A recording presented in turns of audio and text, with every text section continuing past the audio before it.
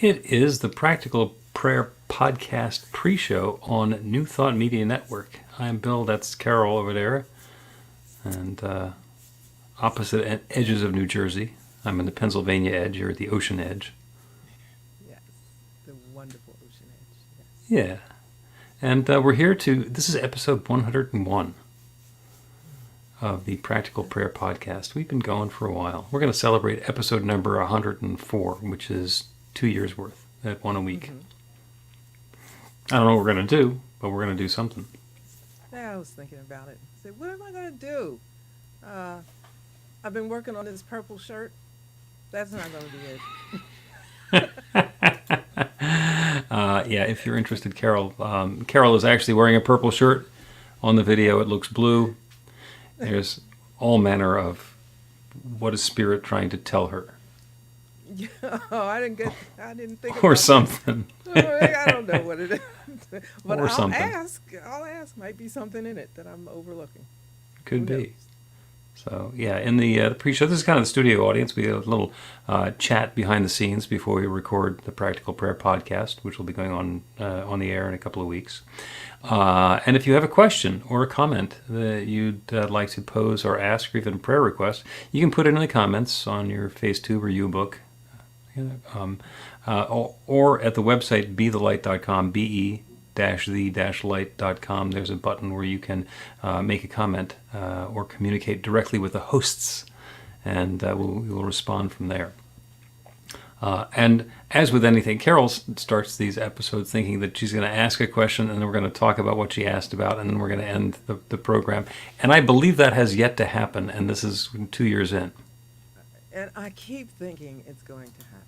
You know, I don't know what's right. Yeah, it's a thing. And it's possible. So it is completely possible that we will actually address a request or a question that comes up and either do what we've been asked or answer. And it's equally likely that we'll just go off on a tangent and never get to it. You know, I want to blame you for the Ted, because I'm like, at least I try to think that I am staying focused. I don't care what. But you can't go on a tangent by yourself. Like, you have to have somebody to talk to. So I am admitting that I contribute to the detours. Yep. But, guilty as charged. I drag the conversation in lots of different directions. And in fact, the topic that you came up with for today is going to take an almost immediate turn as soon as we start talking about it. Well, yeah. Well, Just saying. Just saying. But you know one thing? Wayne just put a question up. How do you practice oneness? So there's probably going to be some shades of that in there too. Mm-hmm. Yeah. Yep. Well, because the topic is non-duality, and oneness fits right into that. Mm-hmm. Although I'm pretty sure oneness isn't an actual word. It's one of those words that kind of got made up and that we're using because we know that what oneness is. But there's either one or there's not. So, then again, words. well, yeah, and the dictionary now says that literally means figuratively, because so many people are misusing literally. They've just given up and they said, okay, also figuratively. Which I don't think is supposed to happen. Yeah, but the thing that's supposed to happen is communication. And if that's working on the spot, listen, let's just go with it. And that's big for me to say, because I'm a stickler for getting it right and the way it's supposed to be. But, around my house, words are made up. And it seems like nobody has any problem understanding what we're saying. So, There's that. Hey, we got a prayer request from Shay. Divine right housing for me and the kitty, remembering all needs met. And my suspicion is, by the time we get to the end of the episode, having talked about non-duality and oneness, that will be incorporated into said prayer. And if not, I'll double back afterwards and do an individual one.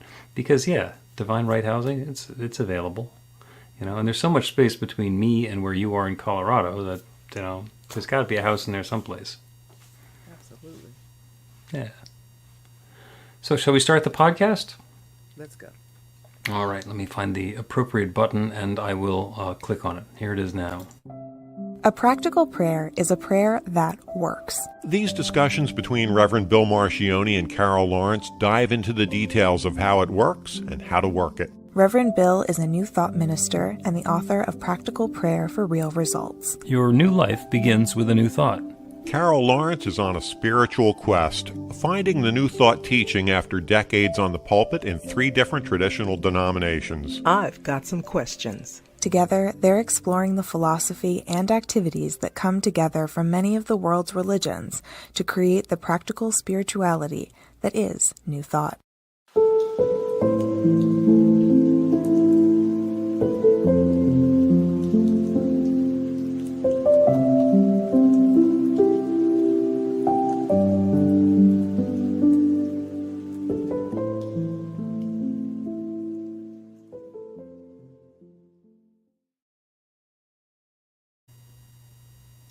Welcome to the Practical Prayer Podcast. I'm Carol, here with Dr. Bill Marchiony.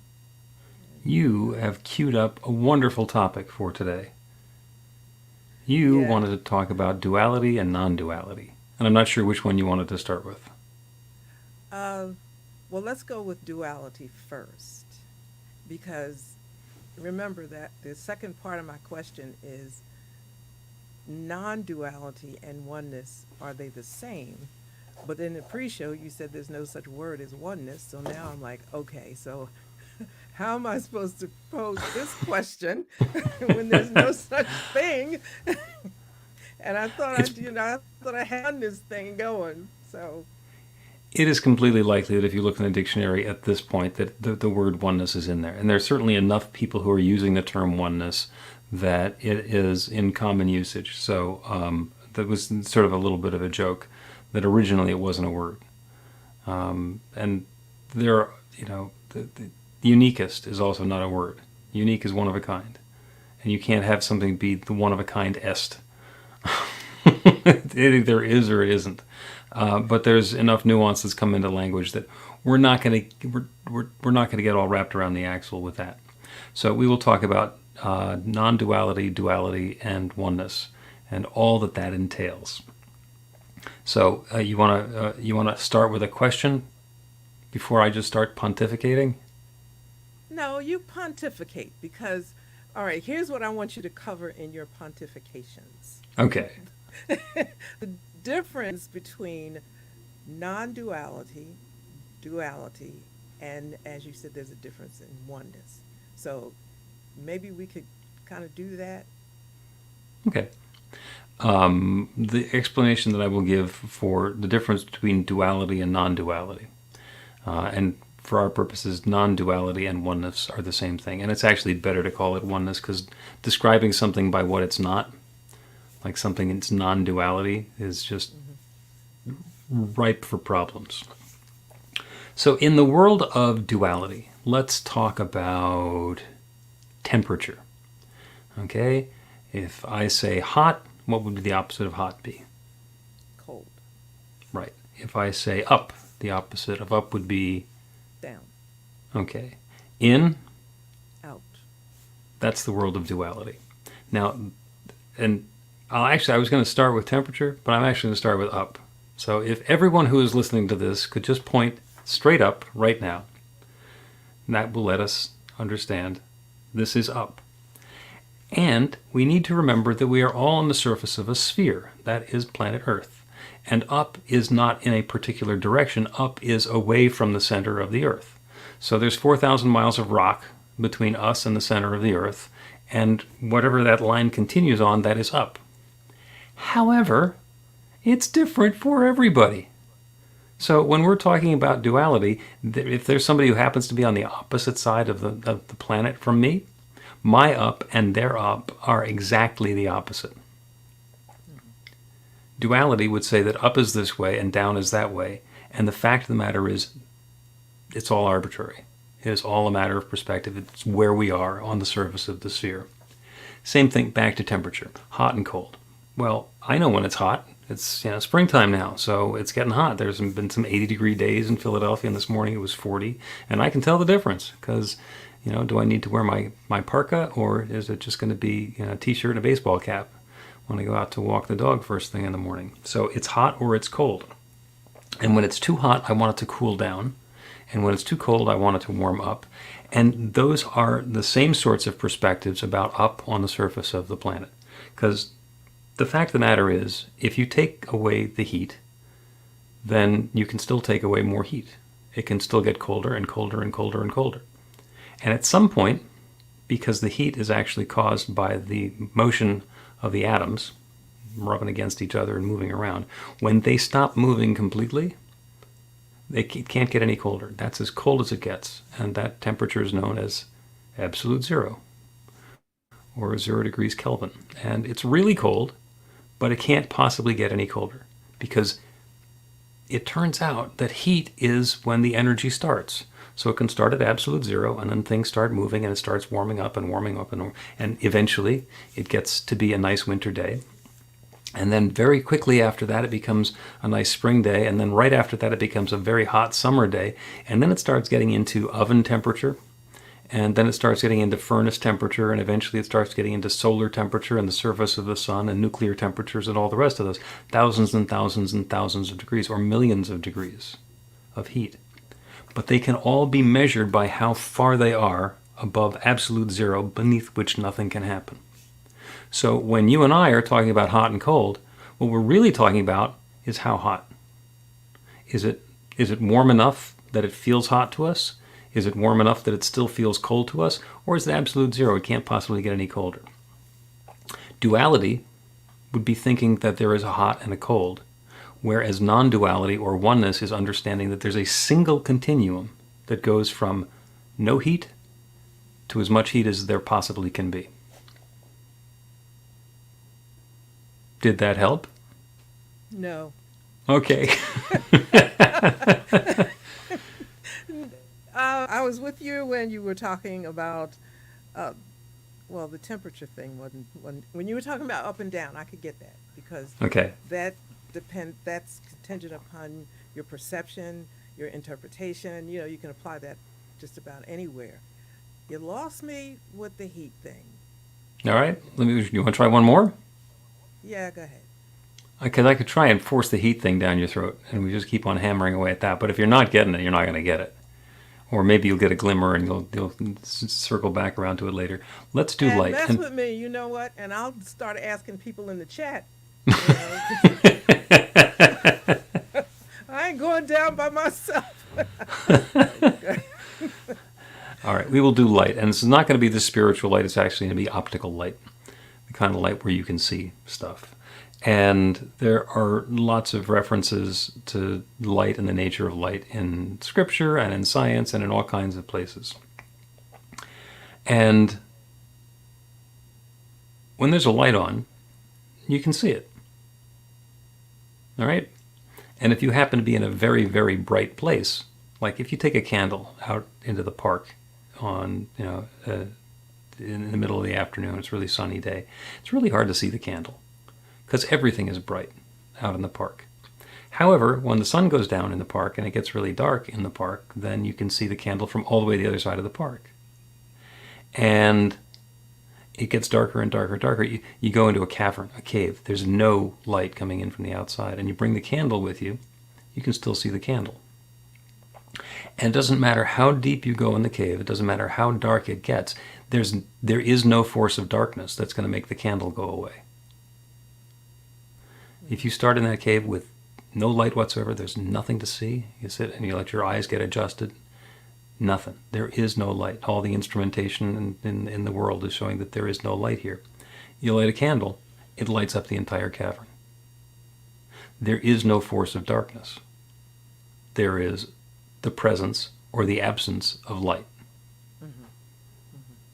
Duality makes us think that light and dark both have power. And oneness is the understanding that there's only light, and sometimes it's visible, and sometimes it's not. Okay, I get that. So it is about relativism. My perception of whatever it is at that moment, maybe what I'm going through in my world, or even how you might express something. But there is only one thing happening. Correct? Correct. It's only one thing happening. Mm-hmm. And it's either happening or it's not happening, but there's not a force. It's not moving. There's not a force to make it not happen. Yeah. Yeah. Okay. Okay. So that's not duality though. Now, duality is the That's thought that there are that's two, yes. So that's non-duality right, or oneness. or oneness, or as Shay said, unity. Mm-hmm. Can be unity, not necessarily the Unity Church, which is a branch of New Thought, but unity as in oneness. Yeah, and it's a good word for it. Yeah. Unity got the good name and all the New Thought stuff. That's my opinion. Yeah, it's got the good name, and we're getting ready to veer off, but I want to make sure I got this before we go off into that. Okay. All right. So one time, I told this story. I'm not going to tell this long story, but it's like the short version is, I was completely lost getting home one time, and I pulled over, and I was just so completely frustrated, and it was cold. It was in fact, it was around Christmas time, and I just decided to pull over and look at this house and its beautiful Christmas lights. And I was walking to the corner, and I happened to notice that when I walked across the street, I was looking at another side of the house. It was the same house. It has different view or different, it looked different, but it was the same house. And matter of fact, when I looked at it from the other perspective, I wasn't lost. I didn't recognize it on the other side. So that's kind of non-duality. Mm-hmm. Yes? Because Yep, it was the same house, and in one sense you were confused because it was on that side from this perspective, and from the other direction it was guiding you home. The house didn't change. exactly. The perspective changed. Yes. Yes. Mm-hmm. Yeah. Yeah. Okay. Okay. And that Okay. same thing happens a lot with our senses. We have 5 senses through which we interpret what's going on in the world. And they are very powerful. Really, really wonderful. Sight and touch and smell and taste and hearing. And they're very limited. The input that they give us about the world around us is very limited to what those sense organs can tell us. And touch tells us that it's hot or it's cold. And sight tells us that it's light or it's dark or it's blue or it's green. And there are so many different frequencies in the electromagnetic spectrum that go beyond red and beyond purple. Those are just the extremes of what we can see. And our senses tell us that's it. And everything happens inside of there, and then everything is a comparison about what we can perceive. And it's not true. Mm-hmm. Absolutely. I experienced that so many times in my life until I just kind of put my finger on what I call it that makes me understand what's really going on. And I say I consult my intuition. Mm-hmm. And because sometimes I'm hearing somebody talk and everything in me is saying, no, no, this is not true. You're not there. There's nothing about this that's true. Even taste, even a lot of different things. And I think it's knowing that the senses, again, are not all there is, and not trusting it, but trusting beyond. Mm-hmm. And that might take a little bit. It might. But once you get so uncomfortable with the senses, you become comfortable with what I call intuition and the voice of intuition. And then things become okay. So in terms of non-duality, that's another way to describe it, yes? Mm-hmm. Because it's a bigger picture of what is actually happening if you look at it through the eyes of intuition or that and perception. wouldn't it be nice if we actually treated intuition like it was a sense that we could develop and cultivate? Because it is. and we Yeah, I was can. going to say it is. I think it very good, very much. It's definitely a thing, but it's not. It has not been cataloged to nearly the extent that vision has. Like, I can go to the eye doctor and get a test and then get glasses, but I don't. There's no intuition doctor where they're going to give me some intuition glasses so that I can see rightly. Let's take a break and continue with the discussion of duality versus non-duality versus oneness, and perhaps not. It's not a versus. It's an and. You can put practical prayer to work in your life, and Reverend Bill Marchiony can help. He is offering an online class that teaches you to create your own practical prayer in 5 weekly 1-hour sessions. The final hour brings your practical prayer together, anchored in live original music by a notable New Thought musician. Practical prayer is based on the most effective prayers found in religions and spiritual practices all over the world. Use it to deepen ever more fully into the truth of your spiritual nature. It's the core of a transformational spiritual practice that's simple, even if it's not always easy. Reverend Bill is also available for private spiritual counseling prayer sessions. Together, you'll lean into the challenges you've experienced in life and explore the transformation that's possible through practical prayer. You'll uncover old, hidden beliefs and uproot them to make way for the life of your dreams. Everything you need to know is on the website at b-v-light.com. That's b-v-light.com.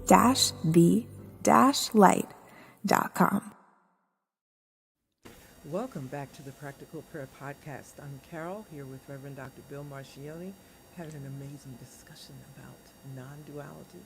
And duality and oneness and unity and all of those things. And the key thought about New Thought is that notion of oneness or non-duality. There is no force that stands against that divine creative presence that is God. So the idea is that there is only God, there is only love. Everything is that divine presence shared in its own way. And, it starts out as our creation story because everything that we are comes from the divine. Everything that we are was part of God to begin with and continues to be part of God. And as creation gets more sophisticated and complicated and evolves into richer and greater detail, it's all God revealing itself in a different way. That's where oneness comes from. That's where non-duality comes from. There's not a force that stands in opposition to this. But, I hear you say, what about evil?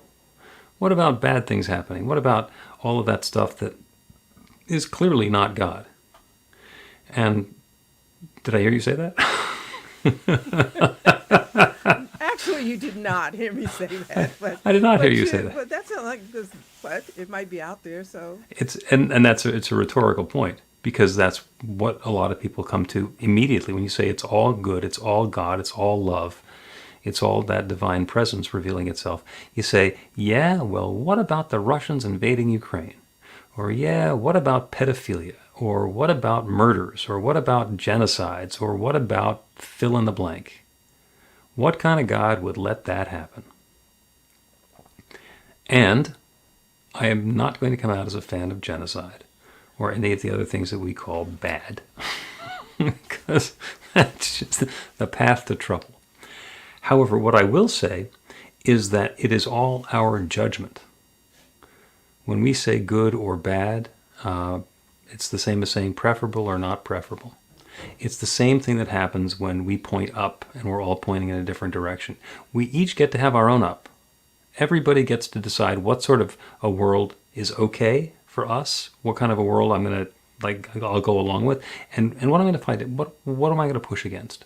What do I say? No, that is certainly something that is possible, but not in my world. So I'm going to take a stand against it. Not because it's not divine, it's not God presenting itself, but because in the world that I live in, I'm not a fan, and I'm not going to go along with it, and I'm going to resist. And that's a personal human thing that each of us gets to do. we're going to have to go with that a little bit on another broadcast because I'm with you on this is not the kind of world that I want and preferences and all of that business. I am fully unprepared to say that some of these things that we see are God expressing God's self. I can't do that. Now, I think that I am like free will. I can accept that. Okay. You are free to do any doggone thing you want. Good, but I would not say that there is a not good. Do you know what I mean? You're free to do any kind of crap you want. You can do good and you can do not good. It is your choice. But I'm not quite there yet to say that when you do something like, see, I was going to leave that pedophile thing and wars and all those other things alone. I was going to leave that alone Mm-hmm. because I'm I'm not clear yet I'm not comfortable yet saying that that is God expressing God's self in those ways. I'm comfortable with saying that it's a person's choice to be a friggin' jerk, scumbag, if they Tell us how choose you that. really feel. Yeah, okay, so that they're free to do that, right? That makes absolute sense to me. It to me is the denial of the good that's present always, and they're available for us to choose. And when somebody doesn't choose that, that's them. That is now, is that duality? I'm not sure, and I'm open to understand, but that's where I am at this point. Okay. Well, and here I come smacking the hornet's nest with a stick. You were just trying to have a nice walk through the park, and here I come causing this kind of trouble. All right, I was just talking about up and down and hot and cold, and now you're talking about pedophilia and Nazis. So, like, what's up with that? And the reason that I bring that up is, as distasteful as Nazis are, and some of the other things that go on in our world, which I find to be completely unacceptable, and take a stand to make sure that I am not condoning it and I'm doing what is in my scope and power to oppose. But if we believe that there is one that created everything, it doesn't matter how good or bad we label it to be, it's part of the one. Now, I don't know what came off the rails in order to make some, quote, divine and perfect expression of God's love think that that behavior is okay or is acceptable. I'm not sure what's going on in the psychology and the backstory and the trauma and the rest of it to have brought somebody to be involved in these things, which I find to be completely abhorrent.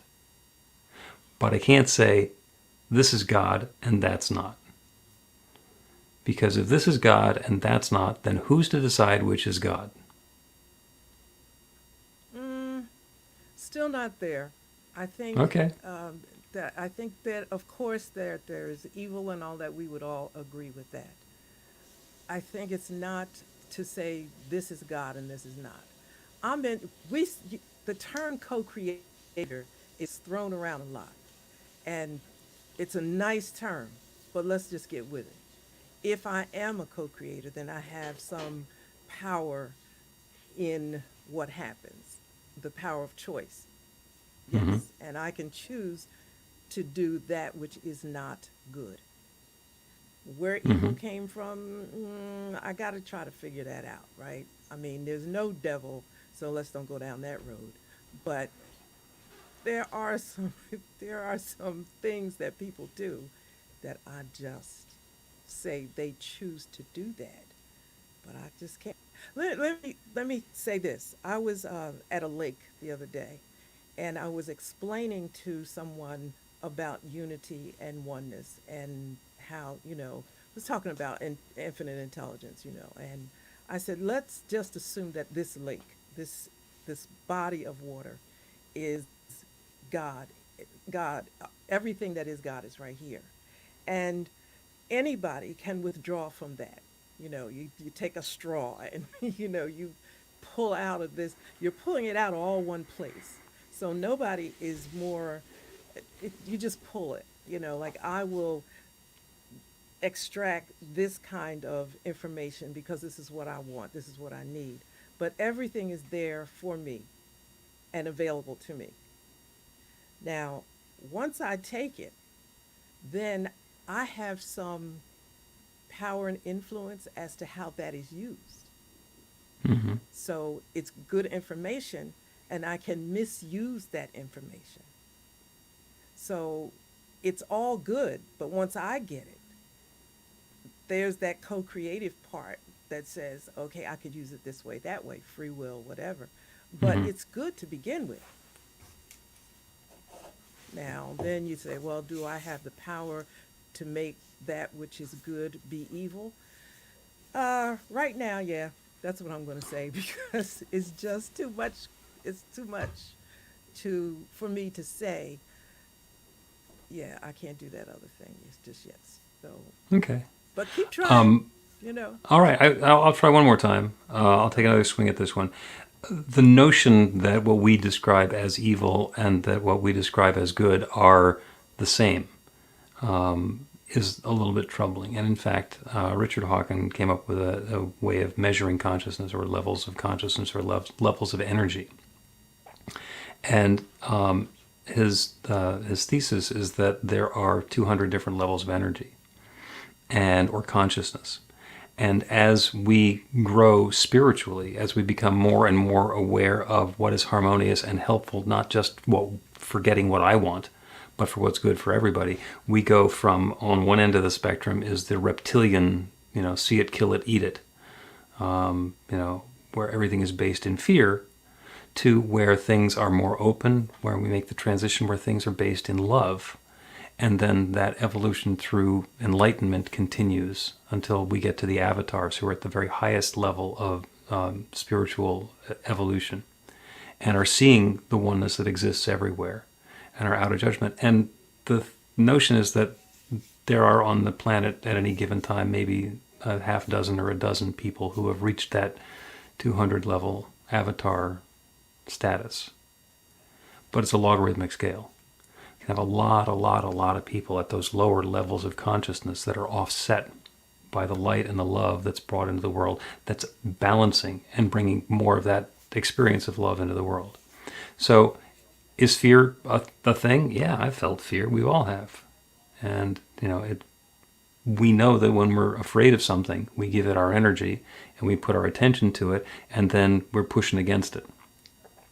And in fact, when we step back and realize that there's nothing to fear and we let ourselves get out of the way, we finish the pushing and we get to that space of love. All right, instead of being afraid of it, I'm going to understand it. And I'm still not going to allow it in my neighborhood or my planet. But it's not because I'm afraid of it, it's because I know that it's not serving us. We get to that higher level of consciousness and we all tend to move to that higher level. And that's how enlightenment happens.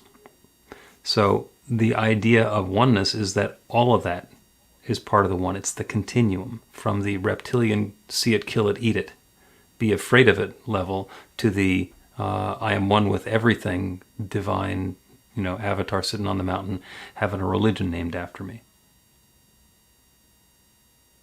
Okay, so you know what? In a way, it feels like you described my position because I was just like going with you on this. So so are you saying that because I hold to the fact that God refused to see God as evil and anything like that, I'm saying you make a choice between what's right and what is not right. Mm-hmm. You can say you define it as right or define it as, you can say anything you want. If you define pedophilia as right, you have a right to do that under the definition that you gave. That's what you define as right, but it ain't right. So you can say it is not right. So I think I might be a dualist then because I believe that the human has the choice, whether you see God or not see God. Like what Shay said, that God is hidden. That goodness is Mm-hmm. hidden. Um, we could go down that road too, but the goodness is always there. It is always available, and it could be experience, it could be ego, which is a biggie, it could be a whole bunch of things that keep us from seeing and choosing the good. But it's not that God is the that God's goodness is shady in any way. It's because that way I'd have the excuse. The crap I did in my life. I could say, well, I was just expressing God that way. Come on. No. Well, You're you not moving can't. up any continuum like that. When you were doing it, were you aware that it was not expressing the divine? At times. Okay, Yeah, and at I'm times, telling you. at times, Yeah. it seemed like it was okay. If I was confused, perhaps. But Okay. I'm thinking more of deliberate choices that I made I knew weren't cool at the time. I mean, I didn't kill anybody, but I might have, done some shady, I did some shady stuff and thought, well, okay, it ain't that bad. Nobody's going to suffer but me, which is really a misunderstanding. That's stupid. It's wrong. It wasn't God. You remember that story I would tell you about when I was a teenager going clubbing, and Mm-hmm. I'd tell God to wait outside for me because I'm going in here and I'll see you when I get out. Well, come on. That was my confused way of doing what I wanted to do. Right. But always, but separating God from what I thought was not a good place for God to be, and or Right. that I wanted God to be. And so let's divide that into your divine nature and your behavior. Because we can probably agree, because you are willing to judge yourself now, and were at the time, because you needed to leave God out in the parking lot. You knew you were going to be doing some stuff that was not godlike. And Hmm. and that's okay. So your behavior was not that highest and best that you would normally be wanting to see in the world. That didn't change your divine nature. You were a divine and perfect expression of God's infinite love, behaving poorly. Yeah, yeah. And the same thing can be said for anything that we judge as bad. And that includes the person who cuts us off on the highway and somebody, who's rude. All the way to those things that are just absolutely so atrocious and horrible that they make the headlines and make you go, oh. And that's probably one of the toughest things about this teaching, is to acknowledge that it's all God. And inside of the imperfection, challenge, difficulty, bad behavior, you could go as far as enlightened people or quasi-enlightened people can describe it as evil. But it's way down the ladder from where we are. And we're not agreeing to do anything like that. But there are people who, for reasons of their own upbringing or trauma or perspective or ignorance or fear, are not only thinking those things and willing to do those things, but they've got other folks who will have the conversation with them and agree. And oneness, non-duality, says it's all God, even though it's not God the way we want God to be showing up here in our quasi-enlightened state. And to me, that leaves open the possibility of things getting better. Because if you have somebody who's just evil, how are they going to turn into God? How are they going to become godlike? How are they going to improve? Um, yeah, I don't think that there's people that's just evil. I wouldn't just say that. There's issues going on, and also you're talking to a psych major, so so that's where I started my whole world, in psychology and philosophy and all of that business. So the conversation can go way, but it's a very fine line that we're treading, and I'm trying to make sure. Listen to me, make sure.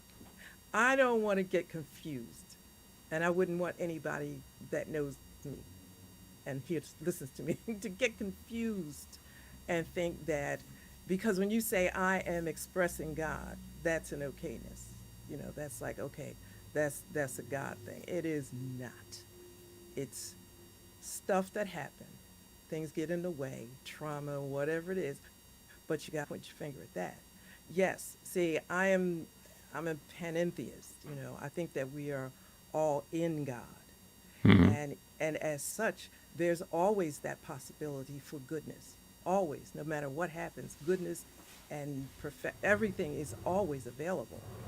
Even though you're sloshing around in the mud, you can that goodness is always available.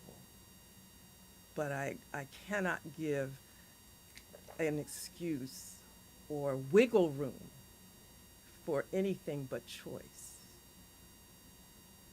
Okay. Now, I'm a rookie compared to you, okay? I'm saying that. But Well, I'm a rookie compared to Emma Curtis Hopkins. We're going to take a break, and then we're going to continue with a little bit of Emma Curtis Hopkins, and then a practical prayer. Get inspiration in an instant.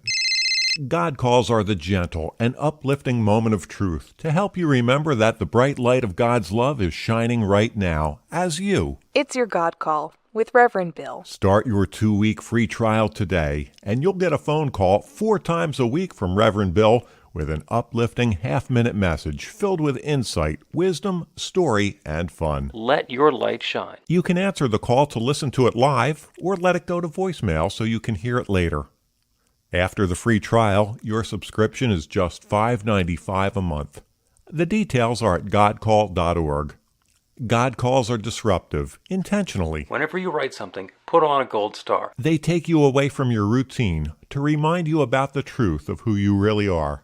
They come at random times between 8:15 a.m. and 6 p.m., so you won't be expecting them.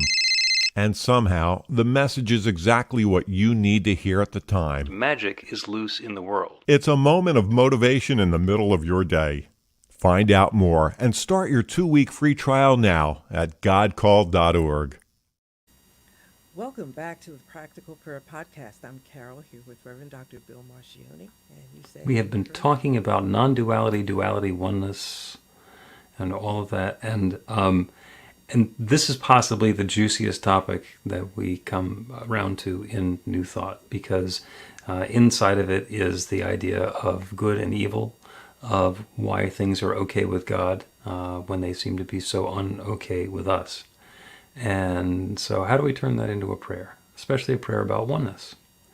And we do that by reminding ourselves of Emma Curtis Hopkins, and my favorite quote from Emma Curtis Hopkins, who says, "This too is good, this too is God, this too is for me now, and I demand to see the blessing in it." You just imagine yourself with your hand on your hip stomping your foot. I demand to see the blessing in it. And what that tells us is that there are things that we see, things that we experience in the world that suck, that are absolutely not okay. And it is so mysterious to us that this could possibly be good. This could possibly be God. How could that possibly happen? And Emma says, this too is good, this too is God, this too is for me now, and I demand to see the blessing in it. And what that does is it acknowledges the crappy stuff that's going on. And there can be. And some of it's really bad. You take a situation where, they cut you off in traffic and, oh, that's bad. But then you think about, things like, atrocities. And they're worse.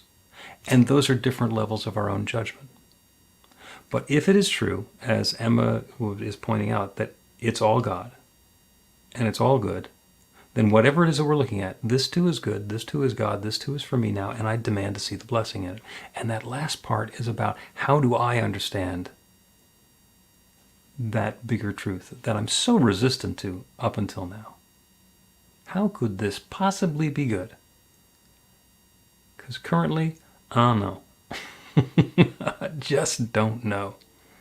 So, and we're not going to answer that question now, but we are going to be able to open ourselves up to a new possibility. And that's the prayer.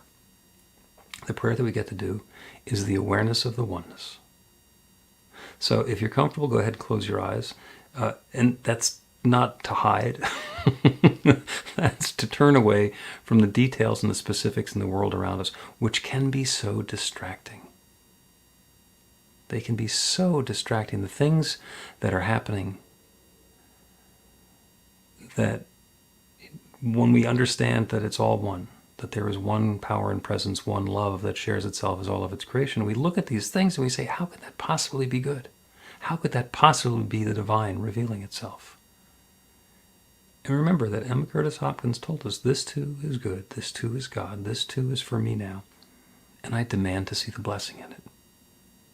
And wrapped in there is the awareness that there is somehow a blessing in this. The rains fall and the floods come, and then after that there's plenty of water and everything's been rinsed, and perhaps things have been rearranged in a way that's going to allow something new to happen. Not that we would have chosen the deluge or the flood. This too is good, this too is God, this too is for me now, and I demand to see the blessing in it. That means we're in the middle of the story, and we need to get some perspective. We need to be able to go to the other side of the street and see it from a different vantage point to understand, there is something that's happening here. There is room for goodness to unfold. There is room for more love to be revealed. So in whatever situation or circumstance we find ourselves, where we're completely flummoxed by the thought that this could possibly be the divine expression of God, we remember that it's all God. Everything, everywhere, everyone, every moment, every experience, everything is that divine presence shared in its own specific way. Sometimes it's easy to see. Feeling that divine presence within us, having a wonderful time on a gorgeous spring afternoon, it's easy to see God. And at other times it's not nearly so easy. Sometimes it's much more challenging. And still, it's all God. It is all that divine goodness revealed in its own way, and always the opportunity to experience that goodness in a new way. And it shows up as health and vitality, as comfort, as connection, as prosperity and enoughness, as a perfect home for us to live in, as the perfect place for us to go, as that wonderful loving relationship, that connection with family and friends and community. These are all ways that God's love unfolds and reveals itself. It's our creativity. It's the way that we share our gifts and skills and talents with the world. It's the way that we are even more deeply immersed in the awareness of the love of God that we are. All sorts of different ways that this goodness is unfolding. And it's different for each of us. And sometimes it's obvious. And sometimes we have to demand that the infinite show us what the good is. Sometimes it is almost impossible to believe. Sometimes we can't imagine a circumstance under which we could possibly believe that. Yet this too is good. This too is God. This too is for me now. And the blessing I demand to see is being revealed now, for and to and through and as each of us. And there's nothing that stands in the way of that. And I'm grateful for it. I'm grateful for the willingness of each one to engage in the process. I'm grateful for the inspiration, the enlightenment, the perspective that each of us has. And I'm grateful to be able to speak this word of intention and release it into that same creative law that has created everything. That one law that creates everything. And to know it's now creating this. And so I let it be. And so it is. The Practical Prayer Podcast with Reverend Bill Marchiony and Carol Lawrence is a production of BeTheLight.com. be-the-light.com. Where you can find more information about practical prayer for real results. Our theme is by Music of Wisdom. You can learn about the spiritual community of New Thought Philadelphia with daily guided meditations, Weekly celebrations of spirit, and Reverend Bill's classes in practical spirituality at newthoughtphilly.org.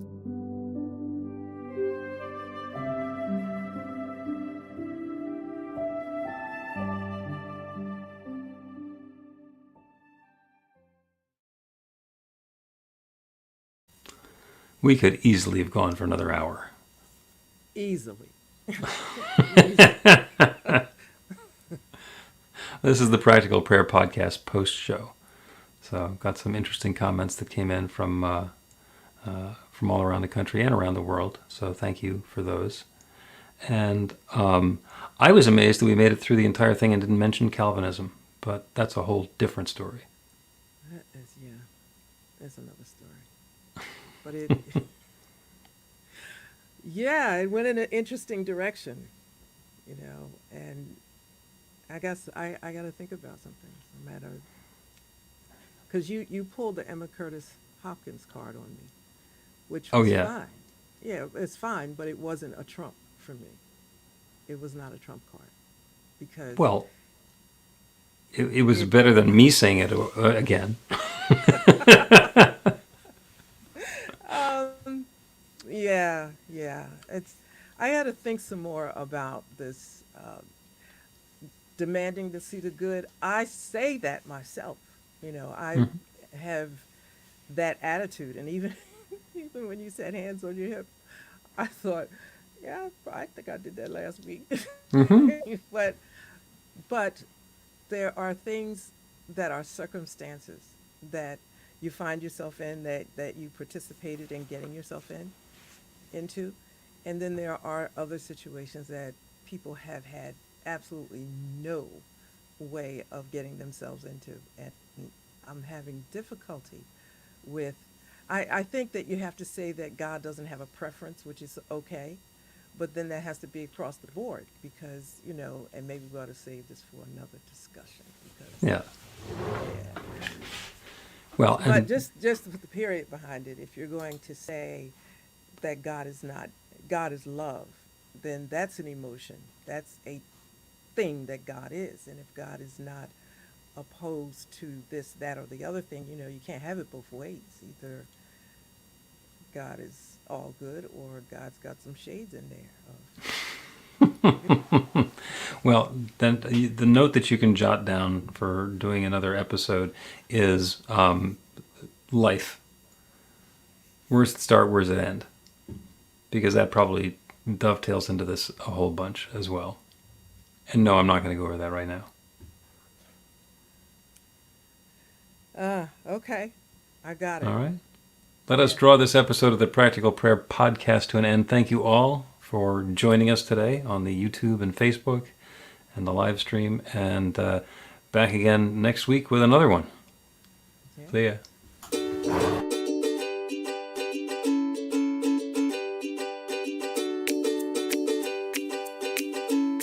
Thank you, Center for Spiritual Living Denver, for your continued support.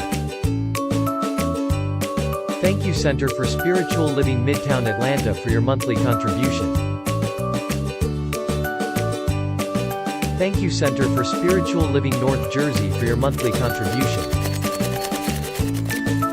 And please help us welcome Om Center for Spiritual Living in La Mesa, California. Thank you for your monthly donation. Thank you, Center for Spiritual Living Seattle, for your most generous donation. And a special thanks to Hefferlin Foundation for your generous technology grant.